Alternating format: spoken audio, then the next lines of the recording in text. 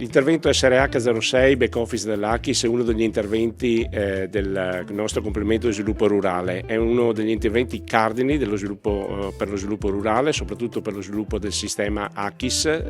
questo sistema che punta allo scambio di conoscenze e dell'innovazione a servizio degli imprenditori agricoli, e questo intervento ha l'obiettivo proprio di mettere a disposizione parecchi dati, parecchie informazioni utili a chi poi le deve trasferire all'imprenditore agricolo, quindi far arrivare fino alle imprese e alle singole aziende quelle informazioni che permetteranno agli imprenditori agricoli di svolgere al meglio il loro lavoro, di permettere a loro di essere più competitivi, quindi avere maggiore anche reddito e di avere anche una particolare attenzione alla sostenibilità, cioè al fatto di comunque esercitare questa attività agricola con un occhio particolare alla sostenibilità ambientale e sociale.